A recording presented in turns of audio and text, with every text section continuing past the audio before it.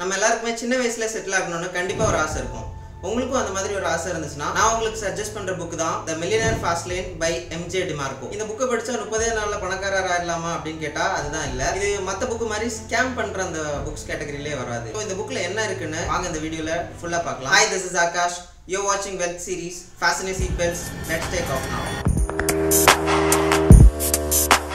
According to author, நீங்க மூணு types of financial roots நீங்க எடுத்துக்கலாம். ஃபர்ஸ்ட் ஒன் என்னன்னா தி சைடு வாக்கர். இந்த சைடு வாக்கர்னா யாருன்னு பாத்தீங்கன்னா மோஸ்டா நம்ம ஃப்ரெண்ட்ஸ்லயே நிறைய சைடு வாக்கர்ஸ் தான் இருப்பாங்க. இந்த சைடு வாக்கர்ஸ்க்கு மெயின் கோல் என்னன்னா அப்போ அவங்க சந்தோஷமா இருந்தா போதும். ஃபார் எக்ஸாம்பிள் பாத்தீங்கன்னா சரக்கு அடிக்கணும்னா சரக்கு அடிப்பாங்க, நெட்ஃபிளிக்ஸ் பார்க்கணும்னா நெட்ஃபிளிக்ஸ் பார்ப்பாங்க, ஜங்க் ஃபுட் சாப்பிடணும்னா ஜங்க் ஃபுட் சாப்பிட போவாங்க. இந்த மாதிரி அப்போ அவங்களுக்கு எது தேவையோ அதை அவங்க சாட்டிஸ்ஃபை பண்ணிப்பாங்க. ஃபியூச்சர் பிளான்ஸ்னு அவங்களுக்கு எதுவுமே இருக்காது. ஈவன் ஒரு சின்ன மெடிக்கல் ப்ராப்ளம் வந்தா கூட அவங்களால தாங்க முடியாது, ஏன்னா அவங்க கையில காசு இருக்காது. இந்த மாதிரி சைடு வாக்கர்ஸ்க்கு பெருசா ஷார்ட் டர்ம் கோல்ஸோ இல்ல லாங் டர்ம் கோல்ஸோ இருக்காது. இப்போ நான் சொன்ன இந்த பாயிண்ட்ஸ் எல்லாமே உங்களுக்கு மேட்ச் ஆகுதுன்னா நீங்களும் ஒரு சைடு வாக்கர் தான்.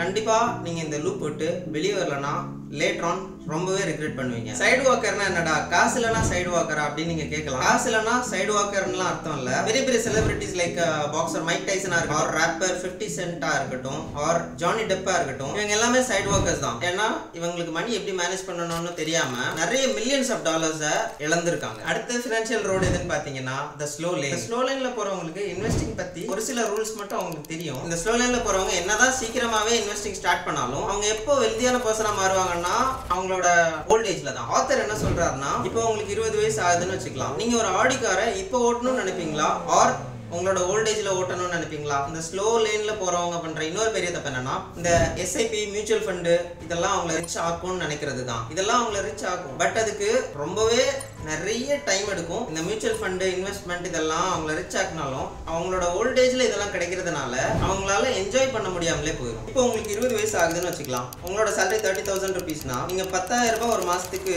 எஸ்ஐபில போட்டீங்கன்னா அடுத்த 40 வருஷத்துல உங்களுக்கு 60 வயசா இருக்கும். அப்போ உங்களோட கையில 14 கோடி இருக்கு. பட் ஆனா இதை அனுபவிக்கிற அளவுக்கு உங்ககிட்ட டைமும் இருக்காது, எனர்ஜியும் இருக்காது. இந்த ஸ்லோ லைன்ல போறவங்க கிட்ட ஆத்தர் என்ன வார்ன் பண்றாருன்னா, இந்த ஃபினான்ஷியல் குருஸ்ன்னு சொல்லிட்டு சில பேர் இருக்காங்க.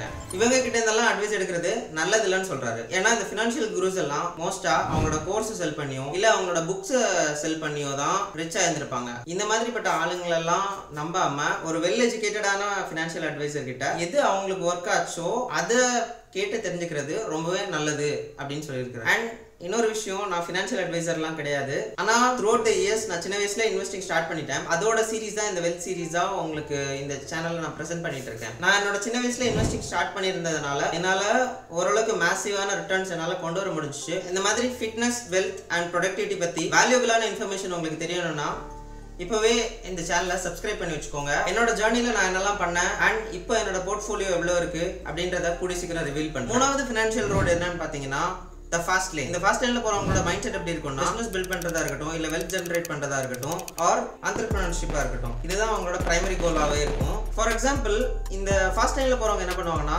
ஒரு ப்ராப்ளம் இருக்குன்னா அந்த ப்ராப்ளம் அட்ரஸ் பண்ற விதமா அவங்களோட பிசினஸ் ஸ்டார்ட் பண்ணுவாங்க. ஃபார் எக்ஸாம்பிள் சொல்லணும்னா, சாஃப்ட்வேர் ஆர் இனோவேஷனா இருக்கலாம். நீங்க கிரியேட் பண்றது இது மக்களோட பேசிக் ப்ராப்ளம்ஸை சால்வ் பண்ற மாதிரி இருந்துச்சுன்னா இது சக்சஸ்ஃபுல்லா அவங்கள ஃபாஸ்ட் லேன் ரூட்ல கூட்டிட்டு போகும். இதுல இன்னொன்னு நீங்க நல்லா புரிஞ்சுக்கணும், get rich quick is not equal to get rich easy. ஈஸியா கிடைக்கிறது என்னைக்குமே நிலைக்காது. ஃபர்ஸ்ட் உங்களுக்கு சில நாட்களோ சில வருஷங்களோ ஆகலாம் உங்களோட பிசினஸை ஃபோக்கஸ் பண்ணி அதை பில்ட் பண்ணி ஒரு சக்சஸ்ஃபுல் growth நீங்க பாக்குறதுக்கு. ஆத்தர் என்ன சொல்றாருன்னா, பில்டிங் வெல்த்னா நீங்களா தனியா தான் பில்ட் பண்ணணும் அப்படின்னு அர்த்தம் கிடையாது. ஒரு செட் ஆஃப் பீப்புளை நீங்க அக்வயர் பண்ணி அதுக்கேற்ற ரிசோர்சஸ்லாம் கேதர் பண்ணிட்டு அதுக்கப்புறமா ஸ்மார்ட்டா பிளான் பண்ணி ஒரு சிஸ்டமை பில்ட் பண்ணணும்னு ஆத்தர் சொல்றாரு. இந்த ஃபாஸ்ட் லைன் அப்ரோச்ல எல்லாரும் பிஸாக்காக ஆசைப்படுறாங்கன்னா ரெஸ்டாரண்ட்ஸ் ஓபன் பண்ணாதீங்க, மைக்ரோவேவ் ஓவனை செல் பண்ணுங்க. எல்லாரும் கோல்டுக்காக தோன்றாங்கன்னா அதை தோன்றதுக்கு வேண்டிய டூல்ஸை நீங்க செல் பண்ணுங்க. இதுதான் உங்களை ஃபாஸ்ட் லைன் அப்ரோச்ல ஒரு பெரிய மில்லியனரா மாத்தணும்னு ஆத்தர் சொல்றாரு.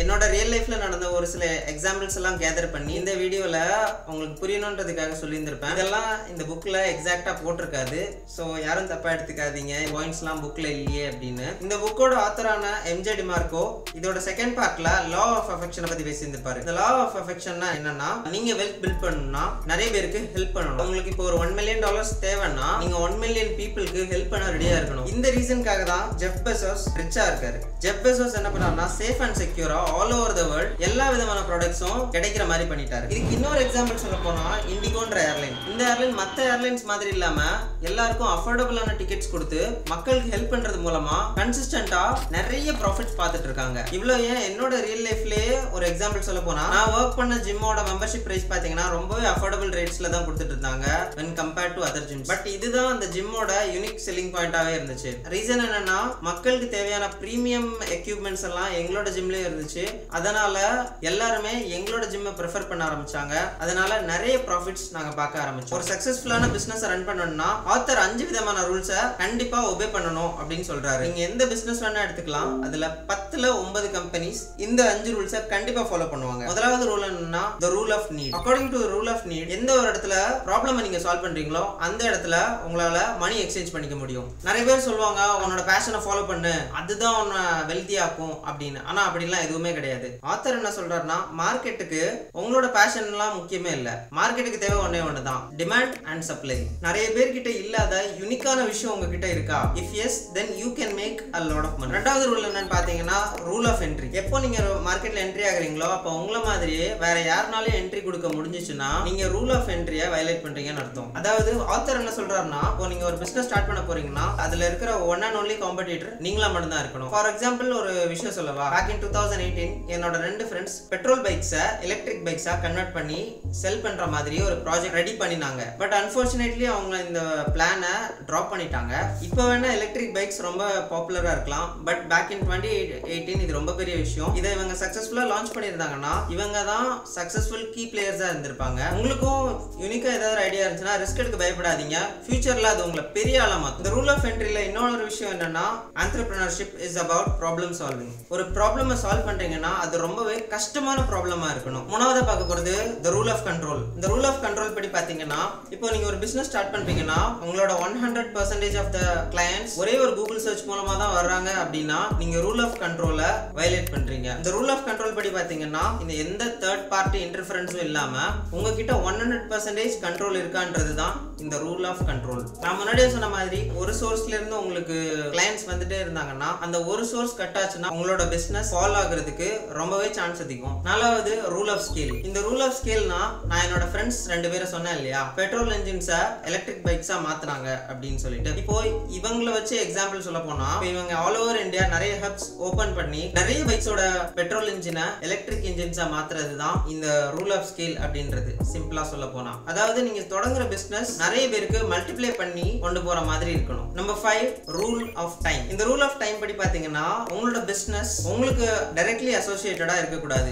ஃபார் எக்ஸாம்பிள் நீங்க அன்னைக்கு வேலைக்கு போகலனா கூட அந்த பிசினஸ் ஆட்டோமேட்டிக்கா ரன் ஆயிட்டு இருக்கணும். இது எப்படி பண்றது? சோ இதுக்கு தேவைதான் உங்களுக்கு ஒரு சிஸ்டம். இந்த சிஸ்டமை நீங்க பில்ட் பண்றதுல தான் உங்களோட ஃபுல் ஃபோக்கஸ் இருக்கணும். உங்களுக்கு இந்த புக் வேணும்னு நினைச்சீங்கன்னா இந்த புக்கோட அஃபிலியேட் லிங்க் கீழே டிஸ்கிரிப்ஷன்ல இருக்கு, செக் அவுட் பண்ணி பாருங்க. அண்ட் இந்த வீடியோவை நீங்க கடைசி வரைக்கும் வந்திருந்தீங்கன்னா உங்களுக்கான அடிஷனல் செக்மெண்ட் தான் இது. உங்களை சுத்தி இருக்கிற மோஸ்ட் ஆஃப் தி பீப்புள் அவங்களோட டைமை இன்ஸ்டாகிராம்லயும் ஃபேஸ்புக்லயும் ஆர் வேற தேவையில்லாத வேலைகள்லயும் வேஸ்ட் பண்ணிட்டு இருக்காங்க. பட் நீங்க உங்களோட வெல்த்தை நீங்க பில்ட் பண்ணணும், உங்களோட நாலேஜ் அப்ஸ்கேல் பண்ணணும், உங்களோட பிசிக்கை நீங்க பில்ட் பண்ணணும்னு ரொம்பவே போராடிட்டு இருக்கீங்க. இது எல்லாத்துக்கும் உங்களுக்கு பலன் கண்டிப்பா கிடைக்கும். நீங்க கன்சிஸ்டன்சியை மட்டும் விட்டுறாதீங்க.